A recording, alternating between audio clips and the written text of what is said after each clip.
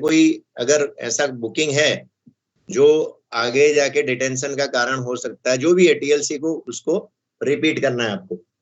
अब मान लीजिए कि कैब, आपको पता है कि कौन से कैब से लोगों को एनर्जाइज करना है, किस डायरेक्शन में जाना है। मान लीजिए अगर कैब 2 में जाना है, तो आप लोग ट्रेनिंग ले रहे हो तो कुछ चीजें तो आपको बिल्कुल आनी चाहिए, जैसे लोगों को एनर्जाइज करना। सर्किट जो पढ़ा है वो नहीं याद होंगे तो चलेगा, कोई चीज नहीं, लेकिन लोगों को एनर्जाइज करना, कैब बदलना, ये सब चीजें आपको आना चाहिए, नहीं तो कोई मतलब नहीं ट्रेनिंग का। तो लोगों को अगर एनर्जाइज करना है, और मान लीजिए कैब 2 से करना है, एक एग्जांपल दिया है, तो क्या करेंगे, सबसे पहले आपको A9 S9 का कटआउट कॉक, कैब 2 क्योंकि वर्किंग कैब है तो वहां ओपन होना चाहिए, और कैब 1 नॉन वर्किंग हो जाएगा तो वहां बंद होने चाहिए। सारा लोगो हम चेक कर चुके हैं, सामान्य जांच कर चुके हैं। अब हम बीएल की चाबी लगाएंगे, और बीएल को जब ऑन करेंगे तो LSDJ, LSCHB, LSDR और LSB 4 पायलट नेम प्रकाशित होते हैं, और LSRSI और LSP को आप BPT पुश बटन के द्वारा टेस्ट करते हैं। अब आपको देखना है कि RS में 7 kg का प्रेशर है। कैसे देखते हैं, RL कॉक को खोल के, अगर नहीं है तो हम बना लेते हैं ZCPA के द्वारा। ठीक है, 7 kg प्रेशर है तो हम सीधा फिर ZPT को 1 में डालकर पीछे वाला पेंटो का उठना चेक करेंगे, और यहाँ पर खास आपको देखना है LSDJ प्रकाशित होना चाहिए। तो ZPT को जैसे आप 0 पर डाल के 1 पर ले जाएंगे, पीछे वाला पेंटो रेज होगा, देखकर कंफर्म करना है आपको। BLDJ को क्लोज करना है, BLRDJ को प्रेस करना है। जब आप BLDJ क्लोज करके, BLRDJ को आपको सर्किट भी बताया था, BLDJ क्लोज करके BLRDJ को प्रेस करते हैं तो क्या होता है, आपको देखना है LSDJ का बुझना। इसका मतलब डीजे क्लोज हो गया, VC भी क्लोज हो गया। UA का डेविएट होना, UA डेविएट होगा, OHE में सप्लाई है तो, और फिर 3-4 सेकंड में LSCHBA बुझेगा। LSCHBA के बुझते ही आपको BLRDJ को 3-4 सेकंड में छोड़ देना है, यानी आपका डीजे क्लोज हो गया। LSCHBA बुझने का मतलब आपका चार्जर और आर्नो बराबर काम करने लग गए। अब आपको BLCP को क्लोज करना है कंप्रेसर को चलाने के लिए। तो आपकी जो MR गेज है उसकी स्विच डेविएट होगी, है ना, आपके ब्रेक सिलेंडर गेज में स्विच डेविएट होगी, BP FP सभी आपकी निडल डेविएट होगी। तो यहाँ पे नोट है, अगर MR प्रेशर नहीं बन पा रहा है और IP मैग्नेट वाल्व से लीकेज है तो उसको बंद कर देना है और बाद में वापस खोल देना। BLVMT क्लोज करके सभी ब्लोअर का काम करना सुनिश्चित करना है कि सभी ब्लोअर चल रहे हैं बराबर। जब आप BLVMT क्लोज करते हैं तो आपको सर्किट से बताया था MVRH, MVMT1, MVMT2 चलता है। तो ये हो गया आपको लो को एनर्जाइज करना, और नोट में लिखा है कि उपरोक्त तैयारी की अतिरिक्त सहायक लोको पायलट या जो को लोको पायलट, अगर मान लो कभी सहायक की जगह को ड्राइवर बुक करते हैं, उसका काम कार्यरत कैब तथा लुकआउट ग्लास की सफाई भी आपको करना है, आपकी ड्यूटी में आता है ना। अगर लुकआउट ग्लास गंदा है या कार्यरत कैब, तो ये भी आपकी ड्यूटी में आता है। तो इस तरह से आपको लोगों को एनर्जाइज करना, ये बिल्कुल आना चाहिए आपको। और कल आपको मल्टीपल लोगों को एनर्जाइज करना महिला जी ने बताया था, तो तरीका वही है। मल्टीपल लोगों में भी जांच की तैयारी, जांच वैसे ही करनी है, लॉगबुक वैसे ही पढ़नी है, लेकिन जो मेन चीज है वो मैं बता देता हूँ। मल्टीपल लोगों में आपको क्योंकि मल्टीपल में 2 लोगो रहते हैं, तो जो वर्किंग लोको है उसकी वर्किंग कैब में A9 SA9 के कॉक खुले रहेंगे, और इसके अलावा बाकी सारी कैबों में बंद रहेंगे, चाहे वर्किंग लोको का पीछे का कैब हो या पीछे वाले लोको में दोनों कैब हो। तो केवल A9 SA9 के कॉक कहाँ खुले रहेंगे, केवल वर्किंग लोको में खुले रहेंगे, वर्किंग कैब में, वर्किंग लोको की वर्किंग कैब में, बाकी बंद रहेंगे। तो उसके अलावा जो आपका वर्किंग, यानी उसमें लीडिंग लोको कहते हैं, आगे वाले लोको को, तो लीडिंग लोको में MU2B लीड पर होगा, BP चार्जिंग खुला रहेगा, ठीक है। और पीछे वाले लोको में, ट्रेलिंग लोको में MU2B को ट्रेल पर रखना है, BP चार्जिंग को बंद रखना। तो ये न्यूमेटिक कॉक के डिफरेंस है। बाकी आप दोनों लोको में आपको बैटरी ऑन करना है, दोनों लोको में RS प्रेशर को चेक करना है, और दोनों ही लोको में अगर प्रेशर कम है तो बेबी कंप्रेसर के द्वारा RS प्रेशर बनाना है। उसके बाद वर्किंग लोको में आना है। वर्किंग लोको में आप BL को अनलॉक करेंगे तो यहाँ भी आपके पायलट लैंप जलेंगे, तो आपको BPT के द्वारा 2 लैंप को टेस्ट भी करना है। और जब ZPT को आप 0 पर रखकर 1 पर ले जाएंगे तो दोनों लोको में पीछे वाला पेंटो उठेगा, दोनों लोको के पीछे वाले पेंटो उठेंगे, देखकर कंफर्म करना है आपको। BLDJ को क्लोज करेंगे, BLRDJ को प्रेस करेंगे, LSDJ बुझेगा, यूए डेविएट होगा और LSCHBA बुझेगा, BLRDG को छोड़ देंगे। तो इसका मतलब कि दोनों लोगों का LSDJ के बुझने का मतलब दोनों लोगों का डीजे क्लोज हो गया। BLCB क्लोज करेंगे, कंप्रेसर चलेंगे दोनों लोगों में SCP की पोजीशन के अनुसार, और BLVMT क्लोज करेंगे तो दोनों लोगों में सारे ब्लोअर चलेंगे। आपको दोनों लोगों में A9 और SA9 से ब्रेक लगाकर और रिलीज कर सुनिश्चित कर लेना है। मल्टीपल लोगों में दो और लैंप होते हैं, एक होता है LSGRT जिसको LS ग्रुप लैंप भी कहते हैं, और दूसरा होता है LSOL यानी अदर लोको। तो ये लैंप क्या काम करते हैं मैं शॉर्ट में बता देता हूं। LS ग्रुप लैंप जिस लोको में, क्योंकि दो लोको है और पायलट लैंप तो आपको आगे ही दिख रहे हैं, दोनों लोको के पायलट लैंप पैरेलल में जुड़े होते हैं। तो जिस लोको में, जैसे मान लीजिए डीजे ट्रिप हो गया, तो डीजे ट्रिप हो गया तो LSDJ, चाहे आगे वाले लोगों में डीजे ट्रिप हो या पीछे वाले में, LSDJ तो प्रकाशित होगा। या आपकी Q50 डी एनर्जाइज हो गई तो LSB प्रकाशित हो जाएगा, चाहे वो आगे वाले की Q50 डी एनर्जाइज हो या पीछे वाले की। तो आपको कैसे पता चलेगा? या मान लीजिए आपका LSRSI प्रकाशित हो गया, यानी कि टेल फ्यूज RSA ब्लॉक में मेल्ट हो गया, तो कौन से लोगों में हुआ है ये पता करने के लिए LSOL और LS ग्रुप लैंप है। जिस लोको में खराबी होगी उस लोको में LS ग्रुप लैंप प्रकाशित होगा। जैसे Q50 डी एनर्जाइज हो गई मान लीजिए आगे वाले लोको में, तो LSB तो प्रकाशित होगा लेकिन LS ग्रुप लैंप भी प्रकाशित होगा, तो उससे पता चल जाएगा कि आगे वाले की Q50 डी एनर्जाइज हुई। अगर LSB तो प्रकाशित हो रहा है लेकिन LS ग्रुप प्रकाशित नहीं है बल्कि LSOL प्रकाशित है, तो इसका मतलब पीछे वाली लोगों की Q50 डी एनर्जाइज हुई है। तो ये दो लैंप आपको इस तरह से बताते हैं। तो मल्टीपल लोगों एनर्जाइज करना, कैप बदलना, उसकी बात कल हो गई थी। अब आता है HT टेस्टिंग। HT यानी हाई टेंशन। देखिए HT टेस्टिंग में कुछ खास नहीं है। हेडलाइट, जब आप लोगो एनर्जाइज करते हैं तो हेडलाइट प्रकाशित करके देखना है, मार्कर लाइट, स्विच कल हमने बताए थे कौन से हैं, कैब लाइट और कंपार्टमेंट लाइट टेस्ट करना है, फ्लैशर लाइट जला के देख लेना है पंखे काम कर रहे हैं कि नहीं और हीटर काम कर रहे हैं। तो ये हाइट HT टेस्टिंग होता है। तो इसमें मेन जो इंपॉर्टेंट है वो हेडलाइट, फ्लैशर लाइट और मार्कर लाइट है। पंखे और हीटर काम नहीं करेंगे तो भी लोको फेल नहीं होगा, लेकिन ये चीजें इंपॉर्टेंट है तो ये आपको देख लेना है, हेडलाइट, फ्लैशर लाइट और मार्कर लाइट। इसके बाद अब आपका आता है लोको की स्वतंत्र ब्रेक टेस्ट करना। ये इंपॉर्टेंट है, चाहे आप डीजल में करते हैं कि नहीं मुझे नहीं मालूम। लोको की स्वतंत्र ब्रेक यानी आपने लोको तो एनर्जाइज कर दिया, अब एनर्जाइज करने का मतलब हमने ब्लोअर तक चला ली, लेकिन नॉच लेने से पहले या लोको को चलाने से पहले आपको लोको का ब्रेक पावर टेस्ट करना है, जिसको SA9 की टेस्टिंग या स्वतंत्र ब्रेक टेस्ट करना कहते हैं। तो उसके लिए आपको सबसे पहले SA9 को फुल एप्लीकेशन पर रखना है, BC गेज में 3.5 kg का प्रेशर चेक करना है, और फिर इतना ही काफी नहीं है कि भाई BC गेज में 3.5 आ गया तो ब्रेक लग गया। आपको नीचे उतरना है और नीचे उतर के सभी ब्रेक सिलेंडर के पिस्टन बाहर आ गए हैं और सभी पहियों पर ब्रेक ब्लॉक बराबर बंधते हैं, ये भी आपको देखना है। SA9 अब वापस जाके SA9 को रिलीज पर लाना है, BC में प्रेशर गेज की स्विच 0 पर आ गई चेक करना है, और ब्रेक सिलेंडर के पिस्टन भी अंदर चले गए हैं यानी पूरी तरह से रिलीज होना भी सुनिश्चित करना है। लोको ब्रेक की प्रभावशीलता चेक करने के लिए SA9 को एप्लीकेशन पर रखें। अभी दोबारा आपको SA9 को एप्लीकेशन पर रख के गेज में 3.5 kg प्रेशर BC गेज में चेक करना है, और उसके बाद आपको नॉच लेना है।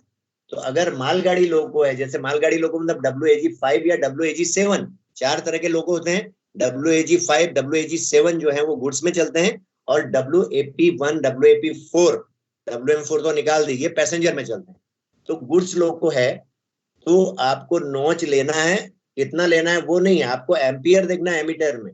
600 एम्पियर तक लोको नहीं चलना चाहिए। 2-3 नॉच लेते हैं तो 600 एम्पियर आ जाता है, 600 एम्पियर तक लोको नहीं चलना चाहिए, और 800 एम्पियर होने पर लोको चलना चाहिए, तो उसका ब्रेक पावर सही है। और अगर पैसेंजर लोको है जैसे WAP4 है तो फिर 800 एम्पियर तक लोको नहीं चलना चाहिए, और 1000 एम्पियर पर लोको चल जाना चाहिए। तो इस तरह से स्वतंत्र ब्रेक टेस्टिंग करते हैं। ध्यान देना है आपको, एग्जाम में पूछा भी जाता है कि WAP4 या WAG5, मान लीजिए पूछा है WAG5 लोको में SA9 का टेस्टिंग करने की विधि लिखिए, तो आपको ये पूरा तो लिखना ही है कि ब्रेक लगाएंगे, BC गेज में 3.5 देखेंगे, नीचे उतरेंगे। उसके बाद जब आप एम्पियर की बात करेंगे तो WAG5 है तो वो मालगाड़ी है, तो 600 एम्पियर पर लोगों को मूव नहीं होना चाहिए और 800 एम्पियर पर लोगों को मूव हो जाना चाहिए। अगर WAP4 का पूछा जाता है तो 800 एम्पियर तक लोगों को नहीं चलना चाहिए और 1000 एम्पियर पर चलना चाहिए। ये लिखना है, लेकिन इसके अलावा वो पूरी चीजें आपको बतानी है कि SA9 से 3.5 kg प्रेशर इंश्योर करना है, नीचे उतरना है, सभी व्हील पे ब्रेक ब्लॉक का बंधना चेक करना है, ये सारी चीजों को लिखना है। और एक चीज ध्यान रखना है, अगर ग्रेडियंट वाला सेक्शन है, ढलान है कहीं पर और वहां आप देख रहे हैं तो वुडन वेट लगा लीजिए ऐसे, क्योंकि ढलान पे आपने रिलीज किया तो लोग को रोल हो सकता है, ये भी आपको ध्यान रखना। दूसरा आता है डिस्ट्रीब्यूटर वाल और VEF को टेस्ट करना। तो आपको पता है कि डिस्ट्रीब्यूटर वाल डीजल में भी होता होगा, गाड़ी में भी होता है, वैगन में। डिस्ट्रीब्यूटर वाल का काम होता है अनबैलेंस होके ब्रेक लगाना, तो ये गाड़ी में भी लगाता है और यहाँ पर हम लोको की बात कर रहे हैं, तो लोको में भी जो आपका कोएक्शन ब्रेक लगता है वो DB के अनबैलेंस होने से लगता है, डिस्ट्रीब्यूटर वाल के। इसको न्यूमेटिक में महिला जी ने आपको समझाया था सर्किट के साथ। और VEF एक इलेक्ट्रोवाल है, जब एनर्जाइज होता है तो ये ट्रेन ब्रेक के साथ लोको ब्रेक को नहीं लगने देता, तो इसके लिए एक पैडल स्विच होता है PBEF। लोको पायलट जनरली क्या करता है, जब A9 से ब्रेक लगा रहा होता है गाड़ी में तो वो PBEF को दबाता है, PBEF को दबाने से VEF एनर्जाइज होता है, जो कि लोको ब्रेक नहीं लगने देता, उस समय केवल ट्रेन में ब्रेक लगता है। तो इनका टेस्टिंग कैसे करते हैं वो भी कई बार पूछा जाता है, लोको को लुढ़कने से बचाने के लिए, क्योंकि यहाँ पर हमको SA9 को रिलीज करना पड़ेगा, तो लुढ़कने से बचाने के लिए पहले आपको क्या करना पड़ेगा, आपको वुडन वेट लगाना पड़ेगा, ठीक है। SA9 को रिलीज पर लाना है और BC गेज में 0 प्रेशर सुनिश्चित करना है, क्योंकि SA9 रिलीज करेंगे तो ब्रेक सिलेंडर गेज आपको 0 बताना। ये हो गया। उसके बाद BP गेज 5 kg प्रेशर होना सुनिश्चित करेंगे और अब A9 के द्वारा 0.5 kg BP प्रेशर को ड्रॉप करना है, केवल 0.5 kg। जब आप A9 के द्वारा 0.5 प्रेशर ड्रॉप करेंगे तो ब्रेक सिलेंडर में 1 kg प्रेशर होना सुनिश्चित करना है। 1 kg ब्रेक सिलेंडर में कितना सुनिश्चित करना है, 1 kg प्रेशर होना। 1 kg प्रेशर और ड्रॉप करें, यानी आपने पहले 0.5 ड्रॉप किया था, उसके बाद 1 kg को और ड्रॉप कर रहा है, यानी टोटल 1.5 kg हो गया। अब आपके ब्रेक सिलेंडर में अधिकतम 1.8 तक प्रेशर बढ़ना सुनिश्चित करना है। L type composite brake block वाले WAG5-7 लोको के ब्रेक सिलेंडर प्रेशर गेज में 1.4 तक प्रेशर जाता है जब आप A9 से लगाते हैं। जिसमें WAG5 और 7 में कंपोजिट ब्रेक ब्लॉक हैं, उसमें सेटिंग चेंज करके 1.4 कर दिया, तो उसमें अधिकतम 1.4 जाएगा, वो आपको चेक करना। अब PBEF को दबाना है, PBEF को दबाओगे तो क्या होगा, PBEF को दबाने से लोको ब्रेक रिलीज हो जाएंगे।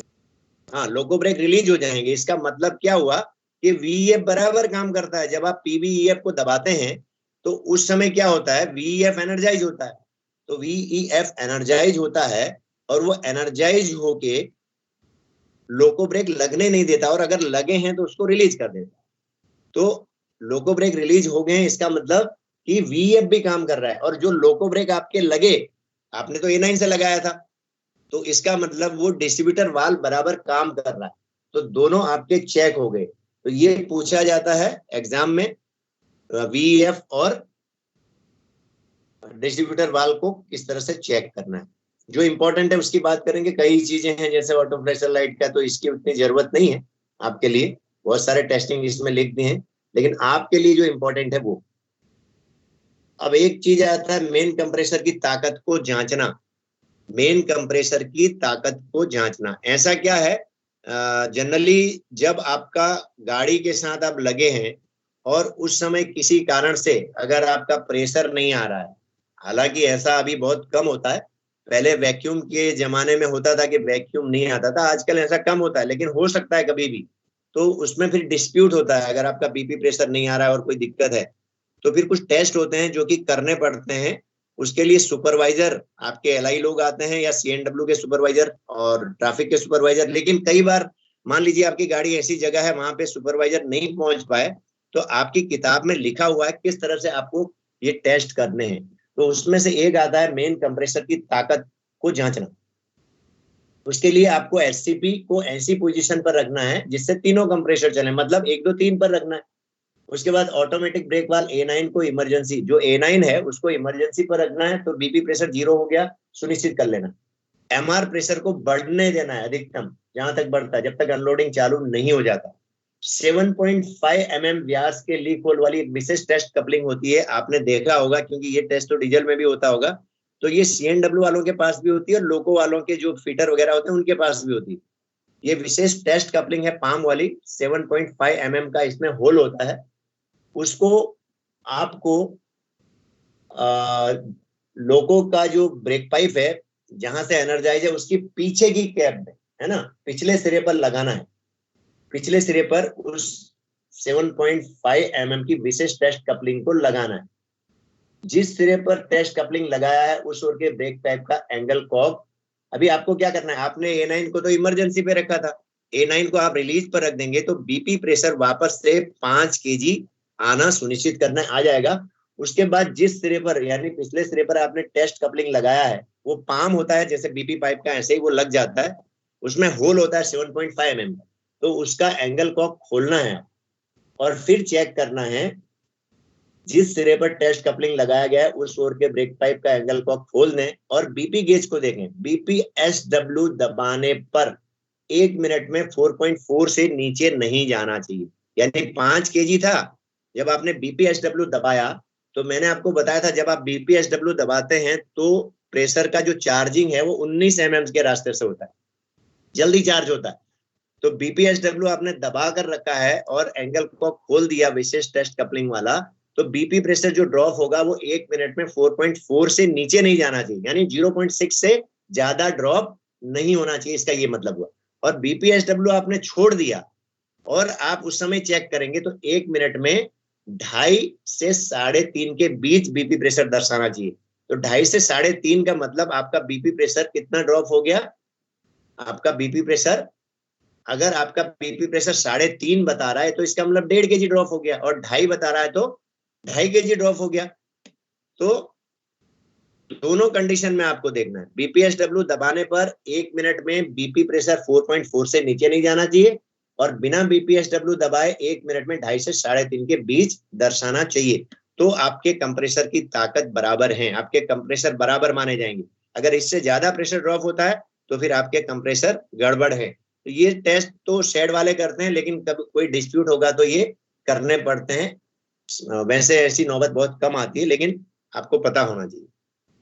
अकेले लोको पर बीपी और एफपी का लीकेज, दूसरा टेस्ट, क्योंकि आपका बीपी प्रेशर नहीं आ रहा है या एफपी नहीं आ रहा है, तो फिर दूसरा जो टेस्ट करते हैं उसको बोलते हैं अकेले लोको पर बीपी का लीकेज टेस्ट करना। उसके लिए आपको क्या करना है, बीपी प्रेशर 5 kg सुनिश्चित करना है, A9 के द्वारा 0.6 kg बीपी प्रेशर को ड्रॉप करना है। उसके बाद BP charging cock, brake pipe charging cock को बंद करना है और फिर आपको देखना है बीपी गेज, उसमें प्रेशर का गिरना देखना है, जो कि 5 मिनट में 0.7 से ज्यादा नहीं गिरना चाहिए। मतलब आपने पहले A9 के द्वारा 0.6 kg ड्रॉप किया, उसके बाद बीपी चार्जिंग कॉक को बंद किया और उसके बाद आपका 0.7 से ज्यादा नहीं गिरना चाहिए। तो आपका बीपी का जो लीकेज है, बीपी लीकेज का मतलब इंटरनल लीकेज यहाँ चेक कर रहे हैं। बीपी के सर्किट में जो वाल होते हैं उसमें इंटरनल लीकेज भी होते हैं, तो वो टेस्ट करने के लिए हमको इस तरह से करना पड़ता है। तो 5 मिनट में 0.7 कहाँ से गिरना है आपको, A9 के द्वारा आप 0.6 तो पहले ही ड्रॉप कर चुके हैं, तो आपका जो बीपी का गेज है वो 4.4 पे है, उसके बाद 0.7 से ज्यादा नहीं ड्रॉप होना चाहिए। तो ये आपको इस तरह से बीपी का लीकेज टेस्ट करना है। और एफपी के लिए एफपी प्रेशर 6 kg होना सुनिश्चित करना है। फीड पाइप चार्जिंग का कॉक बंद कर देना है, क्योंकि एफपी को हम ड्रॉप नहीं करते और नहीं कर सकते हैं। उसके बाद प्रेशर स्थिर होने के बाद एफपी गेज में प्रेशर का गिरना देखना है। एफपी का केवल आपको 6 kg देख के एफपी का जब कॉक बंद कर देंगे 5 मिनट में 0.7 से ज्यादा ड्रॉप नहीं होना चाहिए, तो आपका एफपी का भी जो लीकेज है वो बराबर है। तो इस तरह से आपको कंप्रेसर की ताकत, अकेले लोगों पर बीपी और एफपी का लीकेज टेस्ट करते हैं हम। तो जो जो इंपॉर्टेंट है उसी की बात करेंगे। BPEMS ठीक है, ये तो कल बताया था, जब इसको दबाते हैं तो आपकी एक रिले एनर्जाइज हो जाती है, मैंने बता भी दिया है। QEMS और आपके क्या क्या काम हो जाते हैं, VCB ओपन होता है, आपका पेंटो लोअर हो जाता है, ऑटो रिग्रेशन आ जाता है और गाड़ी में इमरजेंसी ब्रेक भी लग जाता है। तो इसका कोई इतना वो नहीं है। ट्रैक्शन टेस्ट, ईसी की Q46 टेस्ट, ये कुछ नहीं। जीआर को हाथ से ऑपरेट करना, ये बता दिया है आपको। जीआर को हाथ से ऑपरेट कब करते हैं, कैसे करते हैं और क्या सावधानी रखते हैं, ठीक है, ये बता दिया है। उसके बाद छठी नॉच का रियोस्टेटिक ब्रेकिंग का करने की जरूरत नहीं है। सेंडिंग टेस्ट हम कर सकते हैं, सेंडिंग हो रहा है कि नहीं। तो उसके लिए एमपीजे को एफ पर रखना है। एफ यानी फॉरवर्ड साइड में आपने रखा, आपने एमपीजे को एफ पर रखा, एलएसबी बुझेगा। एलएसबी बताया था आपको कैसे बुझता है सर्किट से। और पीएसए एक पैडल स्विच है, उसको दबाते हैं और आगे की दिशा में बराबर सेंडिंग हो रहा है यह चेक करने के लिए सहायक लोको पायलट को आपको नीचे भेजना है, तो आगे की दिशा में सेंडिंग हो रहा है। एमपीजे को आर पर रखेंगे, एलएसबी फ्लिकर करेगा। फ्लिकर का मतलब कि वो पहले बुझा था, अभी जल के वापस बुझेगा और पीछे की दिशा में बराबर सेंडिंग हो रहा है। हॉर्न टेस्टिंग, दोनों कैब में हॉर्न बजा के देख लेना है। लॉग बुक पढ़ना और एंट्री करना सही ढंग से। अब जो आता है, एक तो मैंने बताया था दो चीज इंपॉर्टेंट, आपका लोको एनर्जाइज करना जो हो गया है, कैब बदलना, क्योंकि आपका एसी लोको में आपको पता है कि दोनों तरफ अलग अलग कैब होता है। जिस डायरेक्शन में आपको जाना है उसी डायरेक्शन में आपको कैब बदल के वहीं से ड्राइविंग करना है, क्योंकि लोग कई बार शॉर्टकट मेथड यूज करते हैं और रॉन्ग कैब से ही चलाते हैं, तो उसमें कई बार सिग्नल पास हो सकते हैं और होते हैं,